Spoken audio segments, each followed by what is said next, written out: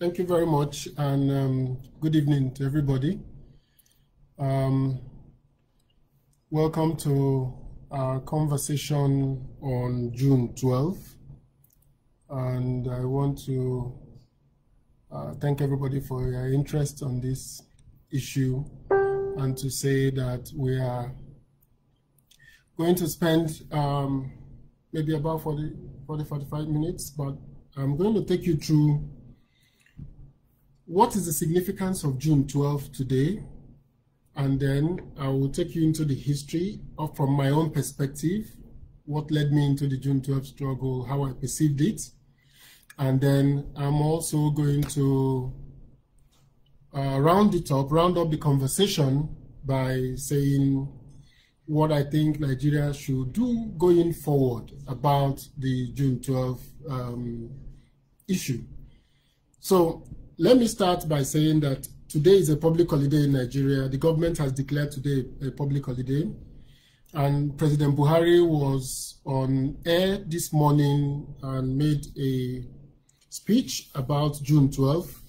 And in that speech, the president read out the achievements of his government, starting from agriculture, Ajokuta, anti-corruption, cost of governance, dealt with the power sector, the roads, the rail, and also significantly, he talked about the marginal fields and the fact that Nigeria was going to have another round of marginal field auctions.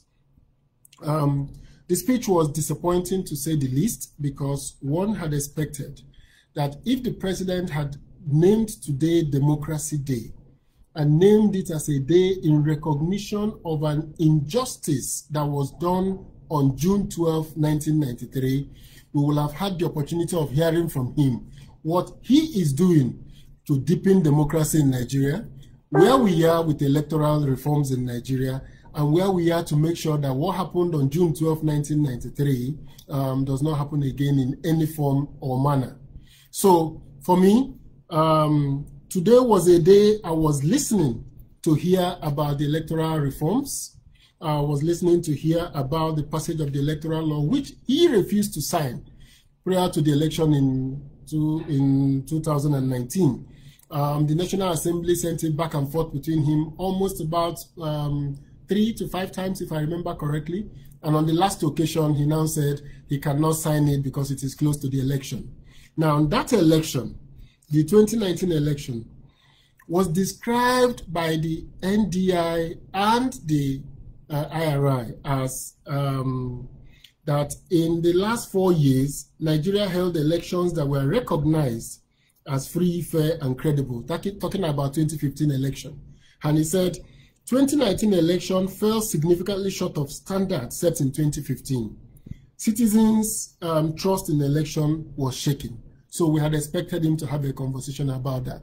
But before I come back to this issue at the end of this conversation, let me first start by saying that on June 12, 1993, a significant event happened in Nigeria. And what was the significant event? First was that the June 12 election was an election that was almost forced out of the government of the day. The government of the day had banned all the political associations when he promised to hand over in 1990. He had gone ahead to do an experiment by setting up 2 government-owned political parties, SDP and NRC. And then he had gone ahead to give the indication that those 2 political parties, SDP, NRC, was going to have free and fair primaries, equal joiners, equal owners. There is no owners of the party. But sadly, as the election progressed, we had a series of ban, unban, disqualification, and no disqualification, up till the election of June 12, when on June 11, 1993, hours to the election of June 12, an association named Association for Better Nigeria went to court and got an order from Justice Basi Eme stopping that election, but the election progressed, as we know, and then subsequently annulled. I was a student at University of Nigeria, Enugu campus at that time. I entered University of Nigeria in 1990, and quickly became politically active as a student union activist. I started a newsletter called The Mirror. It was a newsletter I would write in my room, type it, cyclostyle, and then paste across the school. In that election, there was an election coming up, a student union election, and I supported a candidate called Emejulo Aluku, who subsequently won that election and became the Students' Union president. So when he became the Students' Union president, we had great dreams and great aspirations on what we would do to change the position of students' unionism, battle cultism in our campuses, but also enhance the position of Ndibo in Nigeria. So part of what we did was to go ahead and set up what we call the Eastern Youth Forum, to bring in all the youths of the Eastern region together to be able to work together in the National Association of Nigerian Students. So in 1992, ASU went on strike, and it was a very long strike. So during the strike, I made effort and went to the managing director's office at The Guardian, Lade Bunoala, who was the managing director at that time. I walked into his office and said I wanted to work at The Guardian. And he was like, "Are you a mass communication student?" I said, "No." He said, "Well, we only take students for internships. What do you really want?" So I told him, I have always dreamt of working as a journalist. I've read The Guardian since my secondary school days. The only pocket money I got from my parents was to be able to buy The Guardian. And I've been reading The Guardian and hoping that I will be able to work at The Guardian. Well, he accepted, and I'm sure he was shocked at this audacity of walking into an office and demanding for a job. And he made me an offer. There will be no salaries, but there could be transport allowance for the events you cover. You can submit claims. When you're sent on official assignments, you will list the assignments, and the government and the newspaper will pay you for those allowances. So I took it up immediately and happily. I went to meet the editor, Emeka Izeze, who posted me to the business desk. So while at the business desk, of course, my major goal of coming to The Guardian in my own mind was to familiarize myself with members of the editorial board. So I went up to the office of Edwin Umadnago and introduced myself and said I've been reading him. I did the same to Olatunji Dare, but we never struck up a relationship because he was very busy as the chairman of the editorial board. Edwin Umadnago, Ruben Abati, who was the youngest member of the desk, there was Okei Ikechukwu, there was Shino Odubemi, who wrote on Mondays. So I kind of got involved with what I would call the Lagos Ibadan press, and I started going out to cover assignments, write stories on business, and one of my major stories in The Guardian was I broke the news that Oguma was going to become the governor of the central bank. That story made it to the front page. It was my first day on the front page of The Guardian. And how did I get that information? I got it from the late Rashid Badamosi, who I had gone to do a story about his books. And he was a business partner of Oguma and Paul Oguma, and he told me that Oguma was going to become the central bank governor. The Guardian broke that story, and Oguma became the governor of the central bank. Now, so my days at The Guardian, I spent a lot of time in the office of Edwin Umadnago. I got familiar with him. He introduced me significantly to what I would call the radical left, and that kind of influenced me. And all through the Babangida's shenanigans of ban on ban, the June 12th election was coming. The radical left had to take a decision at that time because everybody thought he had disqualified everybody to make it possible for Abiola or Tofa to become president. But looking at the two candidates, we felt that the basic thing to do is to get Babangida out of office first, and then we can battle the deepening of democracy with Abiola as time progressed. So incidentally, there was an agreement to support the Abiola candidacy, which incidentally had a major issue because he had picked Babagana Kingibe, who was the chairman of SDP and at the same time a Muslim on a Muslim ticket. So there was very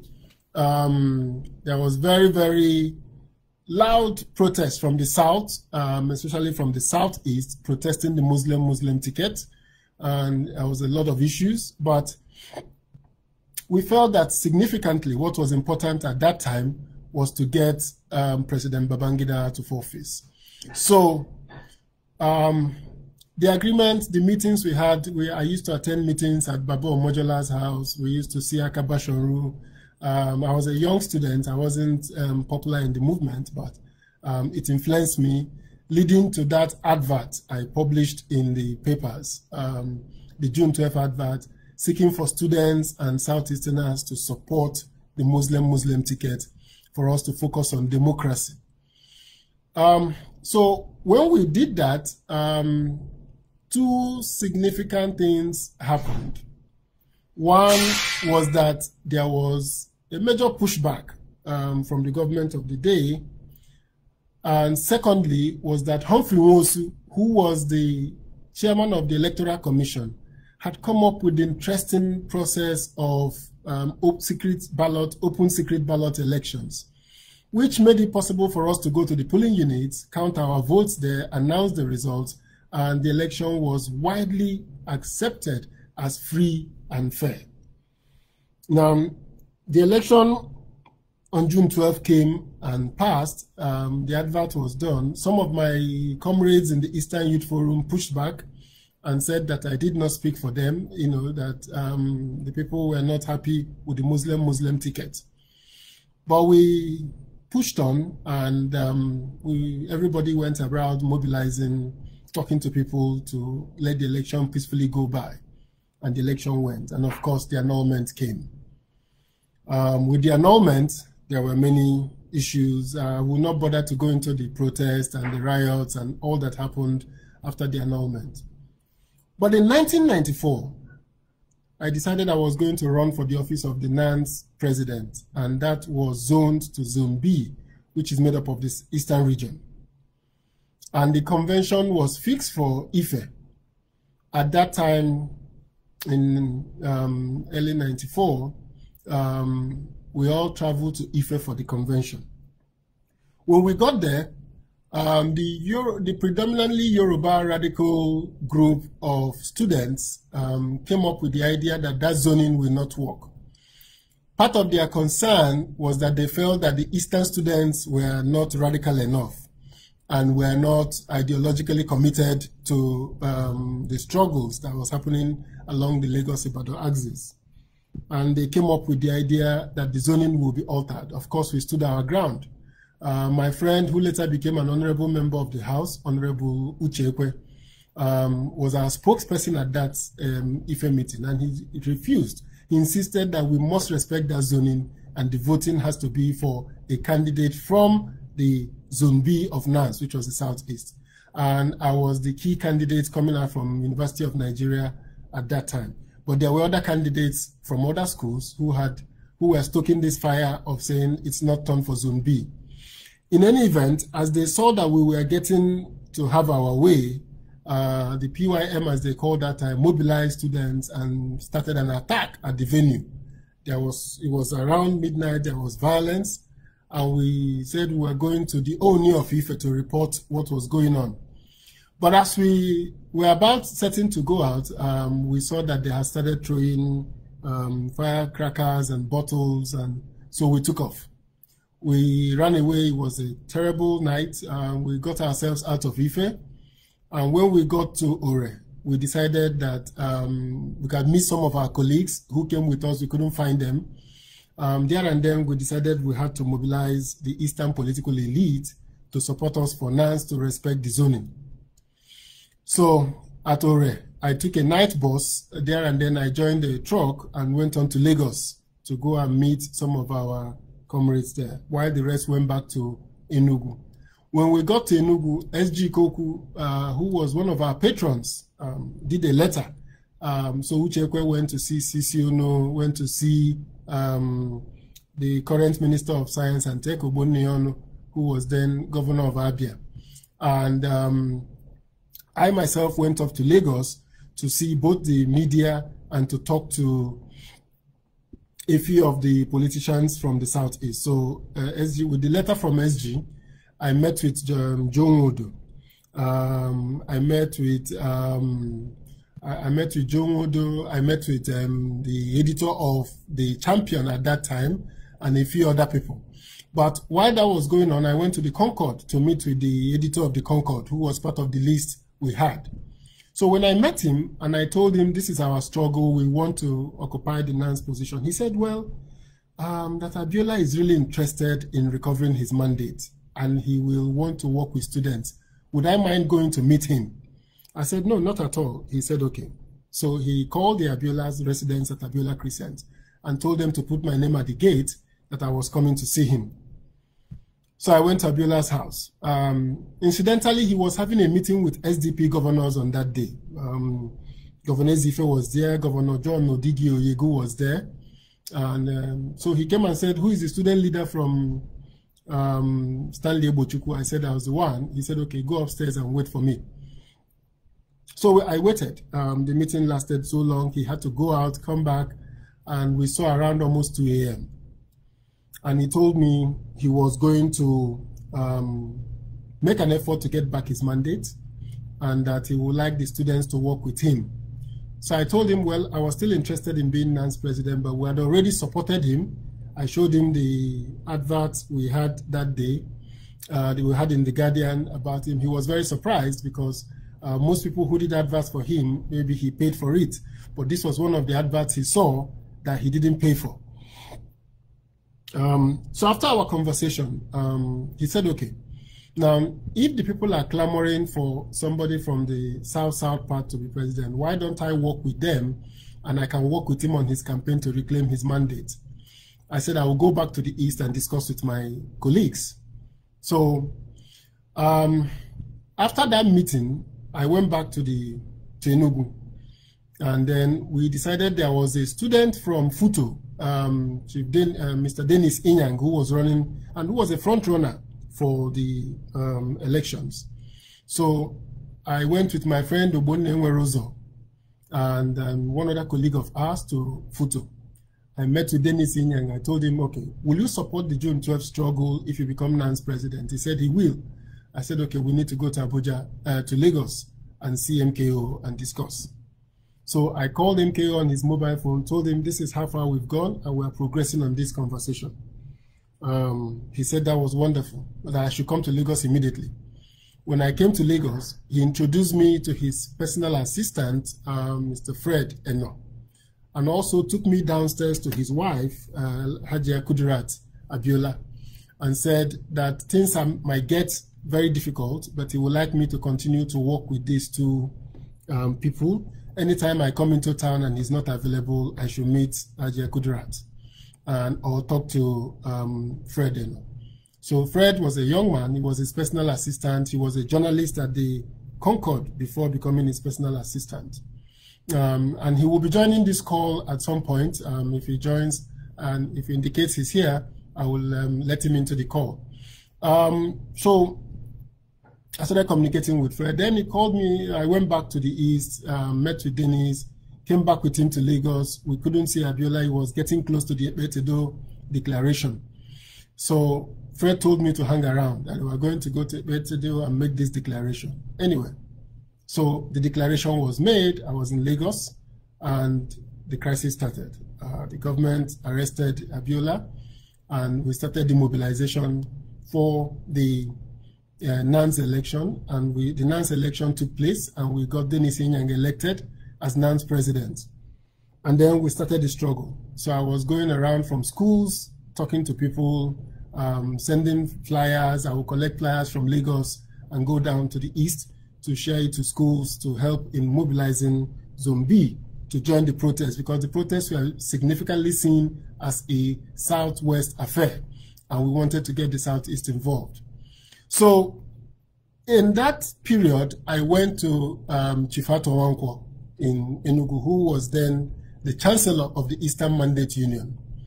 And the Eastern Mandate Union was formed in his house. It was started by Chubo Kadibo and Patrick Deleko.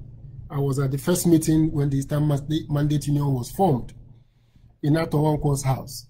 So I went to Ikogo and I said, look, the Patrick Deleko and Chobo Kadibo wanted the Eastern Mandate Union to work with Shehu Yaradua, who was running for president at that time, to cooperate with him at the Abacha conference, while Atowanko was of the view that the issue first was to resolve the June 12 crisis. So there was a minor split in the Eastern Mandate Union. So I beached on Atowanko and linked up between him and Kudirat Abiola. I became the liaison to run the errand with a man named Eugene Onwumere, who is also late now. Eugene Onwumere was a close friend of the Abiolas and also a good friend of Atowanko.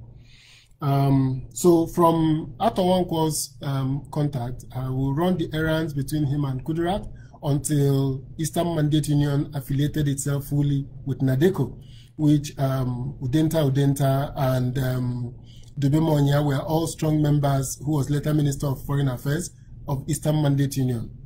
But as I was running those errands back and forth, it cost me trouble in school. There's a police area commander in Enugu then, who later became a commissioner, Alobi, who was out looking for me as a person causing the trouble in Enugu when Enugu was supposedly peaceful, run by an NRC governor, Dr. John Okwinwodo. So in any event, we continued the pressure. And myself, every time we were going to court in Abuja, Kudirat would come from Lagos, I would come from Enugu to go to the court with her. And we kept pushing for the release of Abiola and getting the public mobilized to continue to work for that release. Along the line, Abiola's personal assistant, Fred Eno, I went to Lagos to see him, and he just finished having interviews with CNN from his room at the Sheraton. Enahoro was there. So after our conversation, I told him I will go by road now to Benin, see the students at Benin, and head on to the southeast. And that I will come back to see him. So as I left him on the hotel that day, less than a few hours later on, the police, the SSS struck and arrested him. They arrested Enahoro, so I missed that narrowly, but I had left him in Lagos at that time. So I traveled back to the east, and we started trying to, the crackdown had begun. I get into Atowanko's house, there was pressure. Atowanko was going to go abroad to go and speak at a Commonwealth event, and he wanted to go and speak in support of June 12. So we all decided that he will stay away from being arrested, and we worked hard on it until he left abroad. While he was abroad, the arrest continued. Many people were arrested, so I went literally on the ground. I stayed put in Abuja for a while. I didn't come back to the east. And Atowanko was abroad for some time. On his way back, we went to Lagos to receive him, because the government had threatened they will arrest him on his return. We went to Lagos and welcomed back Atowanko to Nigeria. Fortunately, there was no arrest. While we were doing that and the conversations was going on, I was on regular conversation with Alhaja Kudirat. In fact, if I recollect correctly, January 1, 1995, I spent it in her house in Lagos with her family. And when we were planning what next to do to keep up the struggle, no, 1996, January 1, 96. So in any event, I had to go to youth service, and this happened because the school had denied me going to youth service, saying I had some issues, but it was basically because of how the police, my records were with the police. But eventually, the sole administrator, Gomwork, allowed me to progress to youth service. So while at the youth service, the very terrible incident of the murder of Kudirat Abiola occurred. Kudirat Abiola was murdered, and of course I knew she was murdered by the government, because if they had gone to her phone records as they claimed, they will have seen that she was calling my uncle's house where I was living in Area 1 a few days before that shooting. So before she died, I had located Fred at Enugu prison, and I was going to the prison. He was terribly sick at that time, so I used to collect medications from Kudirat and go to Enugu to see Fred. While I was seeing Fred in Enugu, he introduced me to Major D.E. West, one of those who were involved in Oka's coup. and he was not killed with the Oka school. And Major D.E. West asked me to help in talking about his release. That's another story for another day, but I made effort through General Onoja, who was then the Principal General Staff Officer at the Villa, to help General D.E. West to get pardon from Abacha. He eventually got the pardon.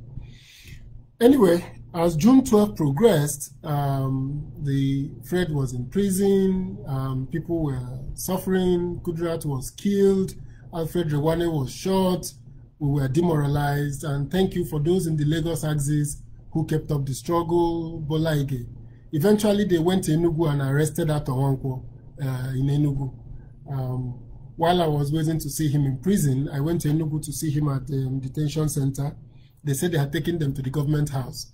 We were in Enugu that night when General Abacha died, and that brought the end of the Abacha reign and his 5 political parties. What was significant about that struggle was that the issue of June 12, what June 12 represented at that time was the possibility of Nigerians, first and foremost, conducting a free and fair election. And secondly, to be able to vote across ethnic lines, from the east to the north to the south. We had this Muslim ticket of a Yoruba Kanuri man coming to power. And that will have been a great opportunity for Nigeria to have started a national conversation about who we are, where we are, and where we're progressing as a country. Unfortunately, that annulment caused its own problem, and it was a major throwback to Nigeria's fault lines. All those who betrayed June 12, who worked with the government and decided to give it an ethnic coloration, decided to bring in ethnic politics on June 12, and that became the tragedy of the June 12 struggle. Now, bringing it forward, with the coming to power of the PDP and President Obasanjo coming to power, the 2 critical issues that made June 12 a national issue that led us to nominating 2 Yorubas as running as candidates, Olufalaye for the AMPP, APP, and the AD Accord, and Obasanjo for the PDP, was to assuage the Southwest for the injustice that was done on June 12. However, I think that the effort to immortalize Abiola, the renaming of the UNILAG by President Jonathan, the effort to bring up June 12 at various times, what was more significant was the effort of Yar'Adua to say that the election upon which I was brought to power was flawed and there was need for us to reform our electoral process. So, for me, the memory of Abiola is the memory of an electoral process that is free and fair, that will allow anybody to win an election without the person having to go through what we saw in the 2019 election.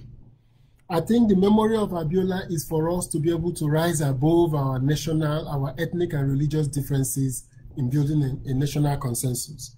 But before I get to that, I want to return back to the issue of the significance of the June 12 holidays. The June 12 holidays, as declared by the president, is a step in the right direction. On that day, I praise him for doing what we couldn't do while we were in office as PDP. But I thought it was a cynical move that did not deal with the fundamental issue of Abiola's election.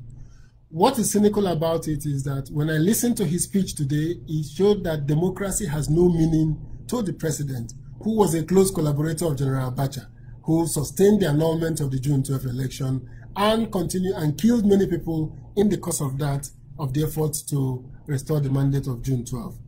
But that said, I think that what is significant going forward is that today was a day I had expected the president to explain to us the reforms in INEC that will ensure that we have free and fair elections in Nigeria in the memory of MK Abiola. It is a day I expect the government to introspect and talk about what is it that is dividing us as a country and why we have to come together to understand our differences, to devolve more powers to our local, to our subnational government, but also, more importantly, to cross our religious divide. I thought that on June 12th, we should be asking ourselves, where is the electoral bill? How has he moved in the National Assembly? Is he going to come to the president for assent now that he doesn't have a second term? We need to ask ourselves that what happened on June 12 when Justice Ipeme gave judgment against the election was similar to what happened with the removal of Justice Onogen a few weeks to the election in 2019. I do not agree that that process of getting a Code of Conduct Bureau to try a Chief Justice of Nigeria to go ahead and announce his removal without the NJC participating, without the NJC looking at the petition against him, and also appointing an acting chief judge without the NJC making a nomination to the president. I think that was a major violation of our constitution, of our process, and again, another annulment of the June 12th election. I also think that on a day like this, we need to understand how it has happened that the Nigerian electoral judicial process now has 90 days for us to get judgments and 180 days to conclude the electoral processes without the judicial process being automated to allow us to tender the large volume of documents that will come up from elections across Nigeria. We need to reform our electoral bill now. We need to talk about our election process because, like I said, the IRI and the NDI of America both said that the 2019 election fell short. A man of the standards expected of an election in Nigeria, considering 2015, a man cannot, after destroying the electoral gains of 2015, talk about a democracy day. So what is significant, and for him to redeem himself, is that the government of today should be talking about where we go from here.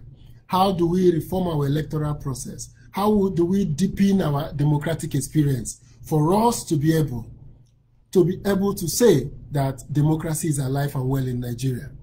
The third issue that needs to be discussed after discussing the electoral process is that we need to talk about the institutions of the state that participate in an electoral process. The Nigerian police, in the face of the global agitation to reform policing, to ensure that policing works for the citizens and not the other way around, we didn't hear any statement about how we can reform our police, even in the electoral process, even in the rigging that the police participate in, even in the rigging that the military has been brought in to harass and intimidate electoral officers. I think that it was necessary for us to have a conversation about the Democracy Day, about how to deepen democracy in Nigeria. It is important that we also have a conversation about the media. How is it that our president, in his 5 years in office, have not found it worthy to discuss with Nigerian media? He has not had media chats. He grants interviews to foreign media. He uses occasions like this to read speeches about what he has done, but hasn't found it worthy to have a media chat with the Nigerian media. Even a one-on-one interview with the newspapers. I think that the media, which is the bastion of a bastion of democracy, which is one of the pillars that sustain free speech, which is the pillars that sustain the conversations that deepen democracy, must receive some accolade, some discussion about how we're going to make the media rise to the occasion, enhance the freedom of the media, and ensure that they are not intimidated in accordance with the Constitution of the Federal Republic of Nigeria.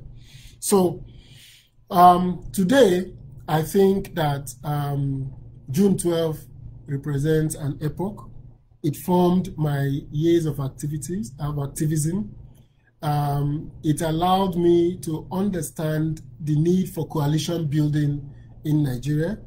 It showed me how a very simple issue can become very divisive under the hands of those who want to continue to gain from Nigeria as is. So I think that the memory of June 12, for me as a person, part of my contribution using my experience on June 12 was that when I became a part of government in 2007, I made an effort to build an ethnic neutral organization in FRSC and in aviation. I also made an effort to give a sense of belonging to every group that was in the FRSC. I also wanted to promote merit, because it is upon the virtues of merit that we can promote a new Nigeria and a new beginning. So I want to bring this conversation to conclusions by saying that it is important for all of us to understand that June 12 was a watershed event. June 12 molded me. It gave me the opportunity to understand the dynamics of Nigeria. It gave me the opportunity to see that the democracy that we enjoy today was a product of struggle. So for the young people of Nigeria, my advice is that, as some American writers, Asimoglu and co has put in, that there is the narrow corridor between the Levitian, the state, and the people, which is made about by struggle. I think we need to struggle for the democracy we have. I think we need to continue to deepen the struggle for the fierceness of the urgency of the now. I support those who have different opinion about how to resolve Nigeria. I support those who have different opinion about how to restructure Nigeria. But my very question is now. What are we going to do with the $6 trillion that is budgeted by the government? What are we going to do with the $22 billion that the government is going to now borrow, which me and you are going to pay back in years to come? What are we going to do with the 44% of our national revenue that goes to states and local governments? How do we ensure that the children in secondary school today, the children in primary school today, have quality education that will skill them for the future? The education of today, there is no more jobs waiting for people by being a graduate. By going to university and graduating, there is no job waiting for you. There is no job at the government. There is no white-collar job waiting for you. Today's world is a world of skills, a world of people who are capable of doing things, a world of ICT, a world of entrepreneurship. So are we training our children for that future? The children that were born on October 1, on May 29th, 1999, today are 21 years old in Nigeria. And if you look at the 21-year-old, it means they have gone through primary, secondary, and university for many of them. So my question is, we need to focus on the fierce urgency of now. Nobody should distract our attention from the resources that Nigeria have today, from the good governance that we need. I will raise 3 substantive issues. The government started a product of Servicom to begin to do service delivery for government agencies. Where is the status of Servicom today? Are government agencies delivering on their mandate? Do they respect the rules of the Freedom of Information Act? Are they publishing the free information that is required by the FOI? Our public institutions, do they have a matrix to ensure that they are working for Nigerians? The answer is no. This government has not paid attention to the issue of our public service reforms, to the issue of ensuring that our public service deliver equal opportunity for all Nigerians. Do we have recruitment processes that are free and fair in Nigeria today? The answer is no. The elites have hijacked the recruitment process. The children of ministers, the children of governors are all being admitted now to Central Bank, to NNPC, to the Sovereign Wealth Fund, to all the institutions, the NCC that pay big salaries. Go there and look. They are the children of people in government. They are the children of the elite. All of us are responsible for it. I'm not excluding PDP or myself from it. But the question is, the Nigerian public has to rise to force them to use JAMB, which is a body that is authorized to conduct elections, to take recruitment exams in Nigeria. That is my postulation. We need to allow a body like JAMB to conduct open and competitive recruitment examinations, so that those who pass, we will see their names published, we will maintain state quotas, and make sure that people score a minimum score to be able to enter our public institutions. Again, the opportunity is to be asked. If you go to the State Security Service, to the Nigerian Police Force, it is the children of police officers, children of former officers that are occupying the position. If you go to the military, it is the relatives of officers that are going into the military. This cannot work for Nigeria. We need a new struggle. On June 12, we struggled for democracy. Today, we need to struggle for equal opportunity for Nigerians, equal access for every Nigerian. We cannot allow the elites to lock in the privileges they have gotten in Nigeria. We need to have equal access and equal opportunity. So if the president is sure about democracy, he must democratize the process of access to government jobs, of access to our security agencies, of access to our universities. We need to use neutral bodies for access, for promotion and appointment in federal government agencies. There is no reason why, if the government have said the exams will be taken, that we cannot get JAMB to conduct the exams on behalf of government agencies and publish those who qualify for winning. Democracy is not just about election, it is a culture. The democracy we voted on June 12th is a democracy for Nigerians to control their own destiny by themselves. We want to have our destiny in our hands. And I'm saying that the opportunity for June 12th is not an opportunity to talk about roads and rail. It is an opportunity to tell us, how is the state of our union? How is this union going to allow the child from Damaturu to progress, while the child from Yenagoa will also progress, while the child from Oka will have equal opportunity to compete for the available positions in Nigeria? So I also think, in rounding up, that we will have to democratize recruitment. We have to democratize access to opportunities. There is another agency of Nigeria, Bureau for Public Procurement. Since this government came into service, we have not seen any announcements about the Public Procurement Directorate. On their website, they are no more publishing information about contracts, who was it awarded to, what was the process followed, and how much they have reduced from the private government contracts going to federal government. We need to see that. The democratization of Nigeria is in the transparency of our institutions. That is why in the US, people are questioning the police forces, and the governments are coming out to talk about defunding the police forces, to talk about oversight activities on the police forces, to ensure that they live in accordance with the people. So the democracy we're looking forward to in Nigeria, the democracy we want in Nigeria, is that democracy that democratizes all opportunities for all Nigerians. And it is critical that we do that, because without it, Nigerians will not have opportunity to, in my view, experience the process of, or the dividends of democracy. The dividends of democracy are not just roads. The dividends of democracy are not bridges, because those are the expectations of government. Those are the expectations of what government should do. What is important for us in Nigeria today is equal opportunity. The Chapter 2 of our Constitution have specified how the government of Nigerians, the whole purpose is for the well-being, peace, and security of Nigerians.